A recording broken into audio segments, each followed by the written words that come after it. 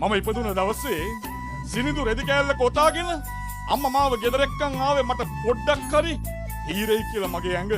උදේ අම්මා මේ ජීවිතේ දාලා යන දවසේදීවත් අර සුදු පාට පාවඩයක් දාලා අම්මගේ පෙට්ටිය කරේ තියාගෙන යන්න පුළුවන් කොන්ද කෙලින් තියෙන දුවෙක් කියලා එදාටවත් ඉන්න ඕනි.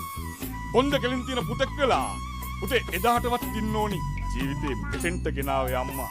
මොකද අද ඔය අතපය හතර කෙලින් වැඩුණට ඔය අතපය හතර කෙලින් වැඩුන්නේ නැහැ චූටි කාලේ. ඔය අතපය හතර අතගාලා හැදුවේ අම්මා. ඔය නහය අතගාලා කෙලින් හැදුවේ අම්මා. අද අර ස්මාර්ට් ෆෝන් එක ඔබනකොට හිතනවා නම් මගේ අම්මා මොනවද දන්නේ කියලා. උදේ ඔය ඇඟිලි තුඩු ටික ලස්සනට හදලා දුන්නේ ෆෝන් එක ඔබන්න අම්මා. ඔය ලස්සන මොලයක් තියෙනවද හිතන්න. ඒ හිතන්න කියලා දුන්නේ අම්මා. මම ටික ටික ලස්සන වෙනකොට මගේ අම්මා ටික ටික අද කැත වෙනවා. උදේ හැබැයි අම්මට ඕනි දැන් ලස්සන නෙවෙයි. අම්මට ඕනි ලස්සන ගුණයහපත් දුවෙක්. ලස්සන ගුණයහපත් පුතෙක්ව දකින්න එක දවසක මේ ජීවිතේ දිනලා ඉන්නව දකින්න